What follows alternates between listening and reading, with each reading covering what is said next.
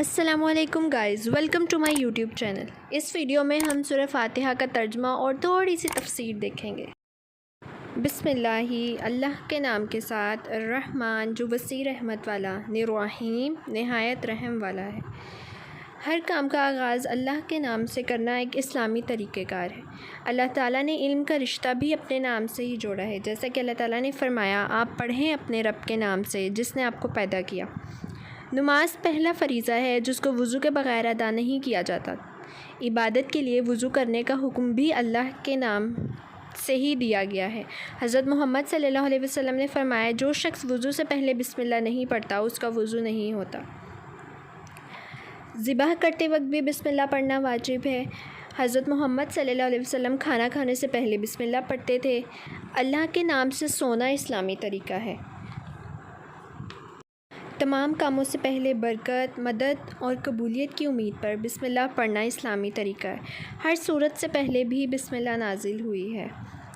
صحابہ کرام نے کہا کہ اگر بسم اللہ نازل نہ ہوتی تو ہم صورتوں کو جدا نہ سمجھتے۔ الحمدللہ، سب تعریف اللہ تعالیٰ کے لیے ہے، ربی جو پالنے والا ہے، العالمین سارے جہانوں کا۔ الحمدللہ جو ہے وہ کلمہ شکر ہے۔ اس کے بارے میں حضرت محمد صلی اللہ علیہ وسلم نے فرمایا ہے، الحمدللہ کہنا میزان کو بھر دیتا ہے۔ بندے اور رب کا تعلق شکر کا تعلق ہے۔ انسان شکر گزار ہوتا ہے تو رب قدردان بن جاتا ہے۔ یہ بندے اور رب کا رشتہ ہے۔ اللہ تعالیٰ نے انسانوں کو جو بھی تہذیب سکھائی ہے اس کے مطابق ہمیں ہر کام کا اختتام الحمدللہ پر ہونا چاہیے۔ حضرت محمد صلی اللہ علیہ وسلم بھی تمام کاموں کے اختتام پر الحمدللہ کہتے تھے۔ الحمدللہ رب العالمین، جب انسان یہ کلمہ کہتا ہے تو اس کی سوچ اور عمل کائنات سے ہم آہنگ ہو جاتا ہے۔ جیسے کائنات اللہ کے ہر حکم کی پابند ہے، ایسے ہی انسان بھی اپنے رب کا پابند ہو جاتا ہے۔ الرحمن وسیع رحمت والا، الرحیم نہایت رحم والا ہے۔ اس آیت میں اللہ کی رحمت کا ذکر ہے۔ اس نے اپنے اوپر رحمت کو لازم کر لیا ہے۔ اللہ تعالیٰ نے فرمایا، اس نے رحمت کرنا اپنے اوپر لکھ دیا ہے۔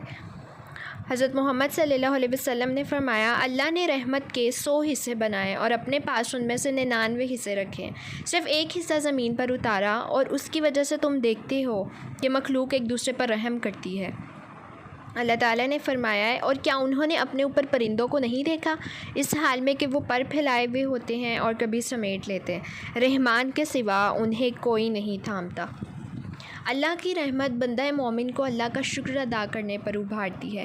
انسان کو یہ یقین آ جاتا ہے کہ میرا رب مجھے میرے وقت، میرے مال، میری صلاحیتوں اور میری قوتوں کو رائیگاں نہیں جانے دے گا۔ انسان کو یہ یقین آتا ہے کہ اللہ میری اس زندگی کے ہر عمل کو فائدہ مند بنا دے گا۔ مالک ہے یوم الدین، بدلے کے دن کا۔ اللہ کے مالک ہونے سے کیا مراد ہے؟ اللہ کے مالک ہونے سے مراد ہے اس دن ہر چیز اس کے قبضہ قدرت میں ہوگی، کوئی فیصلہ اس کی مرضی کے بغیر نہیں ہو سکے گا۔ اس دن کوئی سفارش، کوئی دوستی، کوئی تجارت کام نہیں آئے گی۔ اللہ تعالیٰ مالک ہے۔ مالک وہ ہوتا ہے جو حکم دیتا ہے پھر روک لے، جو نیکیوں کا بہتر ثواب عطا کرے، جو گناہوں پر سزا دے اور جو ہر قسم کا تصرف کرے۔ حضرت محمد صلی اللہ علیہ وسلم نے فرمایا ہے، قیامت کے دن اللہ آسمانوں کو لپیٹ لے گا، پھر انہیں اپنے دائیں ہاتھ میں لپیٹ کر فرمائے گا، میں بادشاہ ہوں۔ زور والے بادشاہ کہاں ہیں؟ تکبر والے کہاں ہیں؟ پھر زمینوں کو اپنے دائیں ہاتھ میں لے کر فرمائے گا، میں بادشاہ ہوں۔ زور والے کہاں ہیں؟ تکبر والے کہاں ہیں؟ جزا کے دن لوگوں کو ان کے اعمال کا پورا بدلہ دیا جائے گا۔ جزا کے دن وہی بات کرے گا جس کو رحمان کی طرف سے اجازت دی جائے گی۔ جزا کے دن سب جزا و سزا کے فیصلے کا انتظار کر رہے ہوں گے، اس کے ثواب کی امید رکھیں گے اور عذاب سے خوف کھائیں گے۔ ایاک نعبد، ہم صرف تیری عبادت کرتے ہیں، و ایاک نستعین، اور صرف تجھ ہی سے مدد مانگتے ہیں۔ عبادت کیا ہے؟ عبادت ان تمام کاموں کے لیے جامع اسم ہے جنہیں اللہ پسند کرتا ہے، ان سے محبت کرتا ہے، وہ اقوال ہوں یا ظاہری و باطنی اعمال ہوں۔ ایاک نعبد کی 2 عظیم بنیادیں ہیں، ایک تو رسول اللہ کی مطابقت اور معبود کے لیے اخلاص۔ معبود کے لیے اخلاص یہ ہے کہ سارے اقوال اعمال اسی کے لیے ہوں، عطا کرنا، روک لینا اسی کے لیے ہو، محبت نفرت اسی کے لیے ہو، ظاہری اور باطنی معاملات بھی اسی کے لیے ہوں۔ کسی معاملے کی جزا انسانوں سے طلب نہ کی جائے، نہ ان سے عزت چاہی جائے، نہ تعریف اور نہ ان کی مذمت کا خوف رکھا جائے۔ جو لوگ سارے اعمال اللہ کے لیے انجام دیتے ہیں وہ اللہ کی عبادت کرتے ہیں۔ اسی کا رب العزت نے مطالبہ کیا ہے اور انہیں اس کے سوا کوئی حکم نہیں دیا گیا کہ وہ اللہ کی عبادت کریں، اس حال میں کہ وہ دین کو اللہ کے لیے خالص کرنے والے، یکسو ہونے والے ہوں۔ نجات کا راستہ یہی ہے کہ عبادت بھی صرف ایک اللہ کی جائے اور مدد بھی صرف ایک اللہ ہی سے مانگی جائے۔ اللہ کے سوا کسی اور سے مدد مانگنا درست نہیں ہے۔ ایاک نعبد و ایاک نستعین کے انسان پر کیا اثرات مرتب ہونے چاہیے؟ اپنے آپ کو اللہ کا غلام سمجھیں، اللہ کو اپنی زندگی کا مالک سمجھیں، اللہ کو اپنی موت کا مالک سمجھیں، اپنے سارے معاملات اللہ کے حوالے کر دیں، ہر مشکل میں اللہ سے مدد مانگیں، اللہ پر بھروسہ کر کے مطمئن ہو جائیں۔ اہدنا، دکھا ہمیں، صراط، راستہ، المستقیم، سیدھا۔ صراط مستقیم سے کیا مراد ہے؟ صراط مستقیم وہ راستہ ہے جو جنت تک پہنچاتا ہے۔ یہ حق کی معرفت اور اس پر عمل کرنے کا نام ہے۔ صراط مستقیم سے مراد اسلام ہے، یعنی وہ راستہ جو اللہ نے انسانوں کے لیے کھولا، جس پر چلنے کی دعوت اس کے رسولوں نے دی، جس پر اس کے نیک بندے چلتے ہیں، جو ہمیں اس کی رضا اور جنت تک لے جا سکتا ہے۔ سیدھا راستہ صرف اللہ ہی دکھا سکتا ہے اور اس پر وہی چلا سکتا ہے۔ ہمیں صراط مستقیم کا علم دینے کے لیے اللہ نے انبیاء بھیجے، آخر میں حضرت محمد صلی اللہ علیہ وسلم کو بھیجا۔ انہوں نے علم بھی دیا، اس پر عمل پیرا ہو کر بھی دکھایا۔ اس کی ذات اور ان کے قائم کردہ نظام میں صراط مستقیم کا بہترین نمونہ ہے۔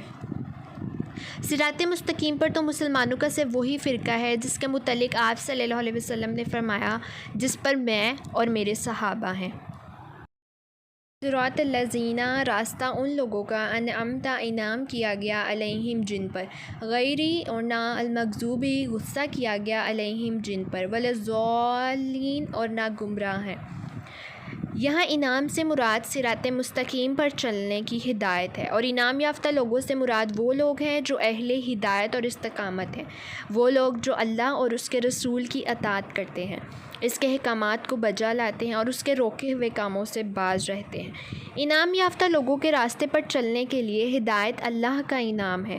یہ وہ راستہ ہے جن پر وہ لوگ چلے جن پر اللہ کا انعام ہوا، یعنی انبیاء، صدیقین، شہداء اور صالحین۔